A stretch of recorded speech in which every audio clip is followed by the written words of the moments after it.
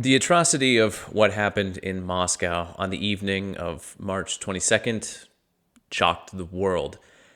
In this video, I'm going to briefly, I suppose, go through all that is known and some observations that I've seen online and also some from people that I've talked to here in Russia. Be warned, this won't be all that linear, as just like the way we've been getting pieces of the picture in this sort of piecemeal fashion, I've similarly organized what I want to share here today. However, before we begin, I do want to offer my condolences to all of those who were affected by this horrible event. So, everything began Friday evening, March 22nd, around 8 p.m.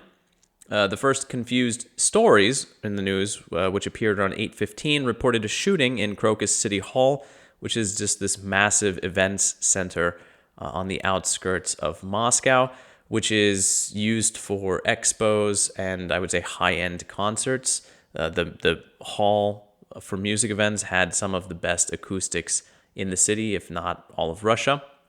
A shooting, while unusual for Russia because of more strict gun laws, is not unheard of, especially since the start of the war. In fact, in the beginning, it was assumed there was only a single shooter. Then, though, video of smoke coming from the building appeared, and then of people frantically trying to get out of the concert hall.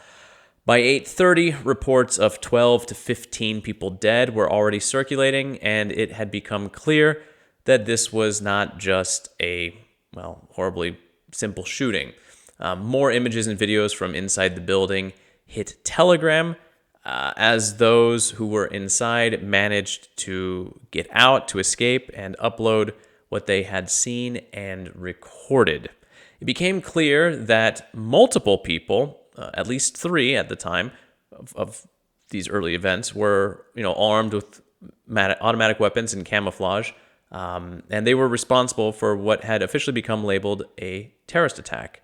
At this time, the actual attack had been over for close to half an hour, and the terrorists were already fleeing by vehicle. Via Telegram, the details of what actually happened inside Crocus City Hall began to emerge and come together. Meanwhile, hundreds of fire trucks, police vehicles, and ambulances filled the parking lot in front of Crocus City Hall, and they all took care of their respective duties. In total, 140 people were injured, with 93 of them being hospitalized. As of now, evening of the 23rd, 133 have been confirmed dead, some from being shot, and others from fire and smoke inhalation, although that number is practically guaranteed to rise as workers slowly clean away the remains of the building. There's no point in me going through the whole mess of the timeline. That, brief synopsis was enough. It was as confused and muddled in the Russian news space on Telegram as it is after any big event anywhere in the world. I do, however, want to talk a little bit about some things that people noticed during all this happening, insights into how Russian society reacted and how the government responded. Let's start with the second half of that, how the government responded. So one thing that was brought up again and again was that even after it became clear that this was a massive terrorist attack, that something like that had occurred in Moscow, the state-controlled television channels, they just didn't interrupt their regularly scheduled programming. So it all happened around 8 o'clock, and then for nearly an hour after that, really up until 9 o'clock, anyone enjoying their Friday programming without a telephone nearby, they would have just largely been in the dark as to what had happened.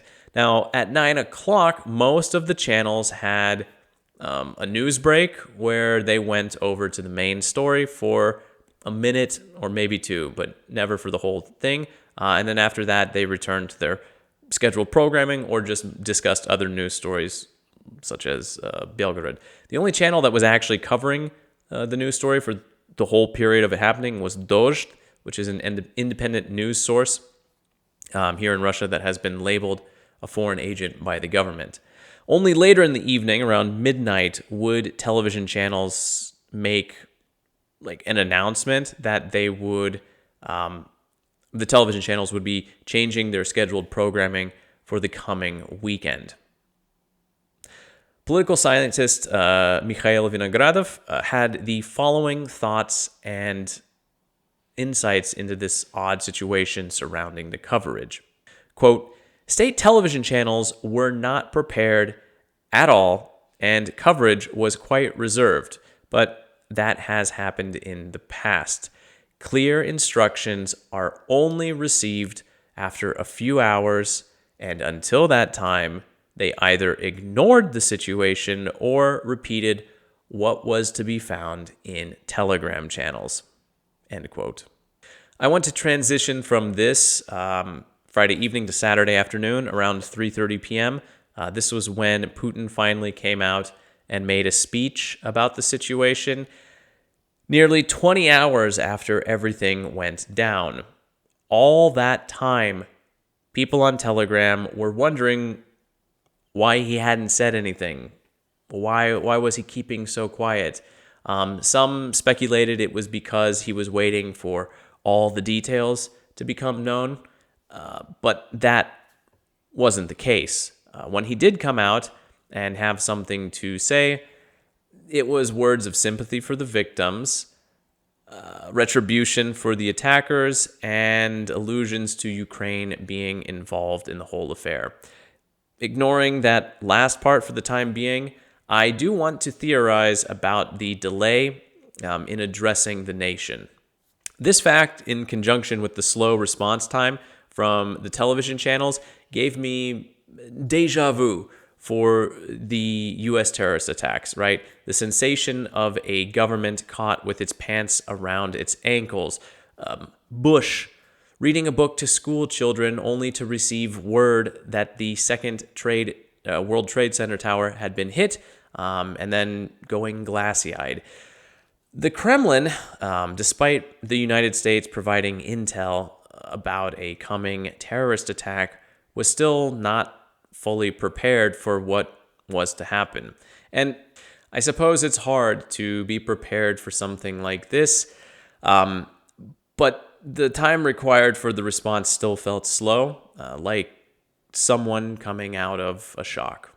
Upon waking on Saturday morning, I noticed the flow of stories, which was unstoppable on Friday evening, had substantially slowed. But more interestingly, I saw that my go-to Telegram channel, Brief, had removed all reactions from beneath its news stories. I would assume that this is because on Friday evening, quotes from state deputies expressing their condolences, sympathy, and a reprisal to the attack, they were often hit with angry face emoji reactions. Now, I was initially surprised by this, but I think the reactions were in response to what people saw as political grandstanding in the time of a national tragedy, an act which you could argue is quite reprehensible. Anyway, the reactions had been disabled on Brief by the morning, so in the future, if they are brought back, I'll have to start screenshotting them because there were quite a few fun ones I wanted to share with you all, but they're lost now. Also, all Telegram channels, and I'd assume it's the same on other social media sites, they all changed their avatars over to black and white versions as a show of mourning. So if you see that, recognize it for what it is. In the first hours after the attack, when details were still scarce, people wasted no time and immediately started theorizing who was responsible and why. So for obvious reasons, most pointed their finger at Ukraine and proceeded to get all riled up and erect, fantasizing about how this would leave the country without allies and allow Russia to steamroll Kiev and then dictate the country's terms of surrender.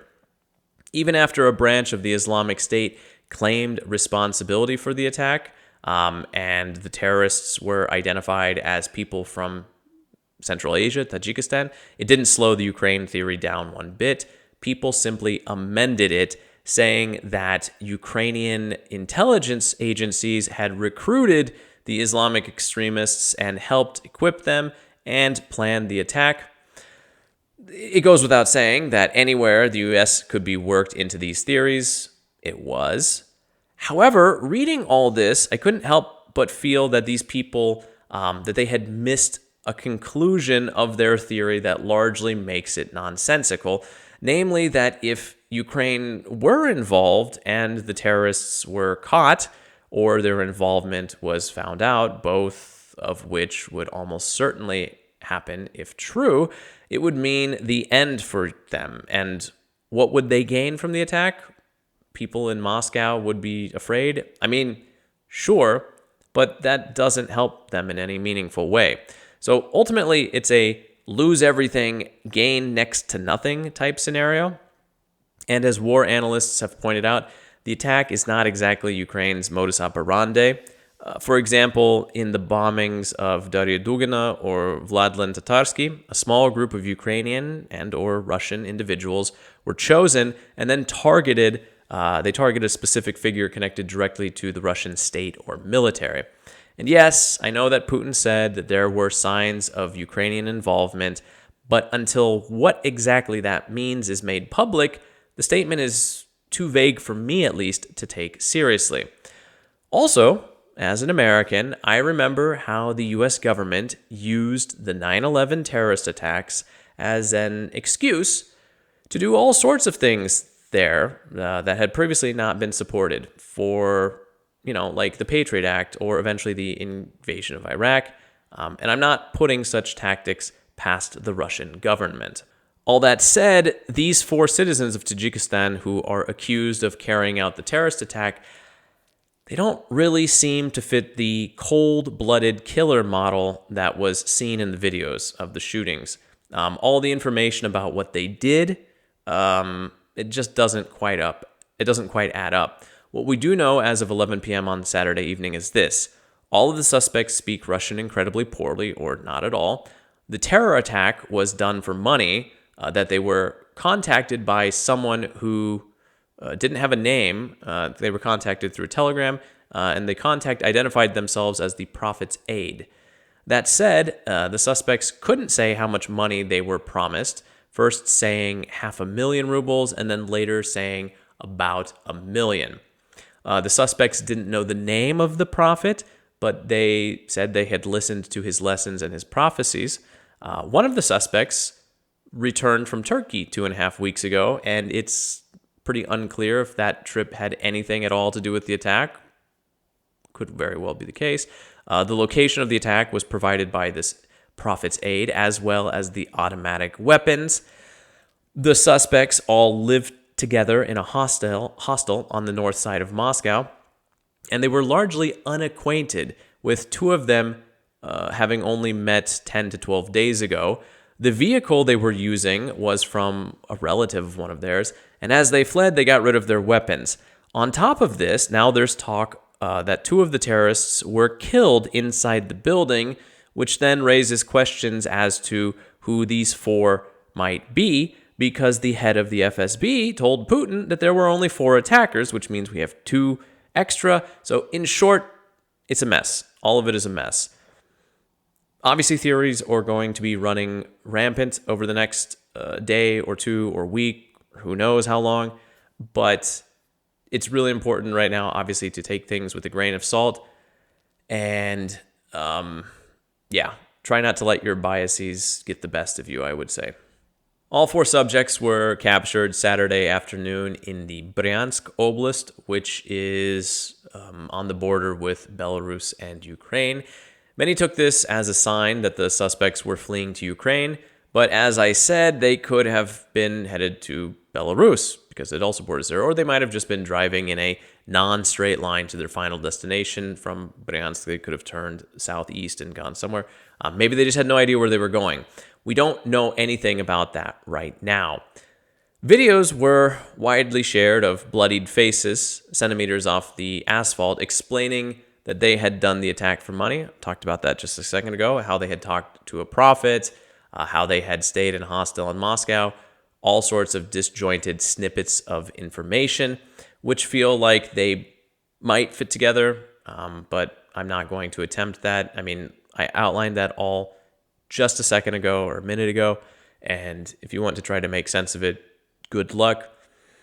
But, we'll see what picture emerges when we get a more cohesive and comprehensive story out of them. Anyway, going back to their being detained, I want to highlight that after detaining the fourth suspect, police forces, which, if I remember correctly, were Chechen, and I still don't understand what they were doing in the Bryansk Oblast, but yeah, anyway, they cut off the ear of one of the suspects and then made him put it in his mouth. Obviously, this delighted a lot of people with a Hammurabi heart-on, but it disgusted plenty. And yeah, it's not a good look, put it like that. I know tempers are running high and law enforcement especially, but it doesn't look good when the animals who commit such atrocities are treated in a similar fashion. So you can disagree with me on that one, but you got to take the civilized path, I would imagine. I can't forget to mention that people have questions for Crocus City Hall. First, about security. Now, according to managers for other musicians, there's typically tighter security there, often armed. So where were they this time around, and why were people left to fend for themselves? But more importantly, why did the building burn so fast, so strong, and so long? The firefighters reported to have finally extinguished the flame only 24 hours after the start. A whole day is what it took them. And the intensity with which the roof blazed has some wondering if corners were maybe cut during construction, or at the very least, they're asking why fire safety systems appear to have done nothing. Now, we'll see if anything comes out of this line of questioning, but judging by who owns the building, I would guess not. So what happens next? Well, it's hard to say. Politicians are already clamoring for a return to the death penalty, and it's very believable that they'll make it happen. Although surveys have shown that the death penalty is largely unpopular among the Russian populace.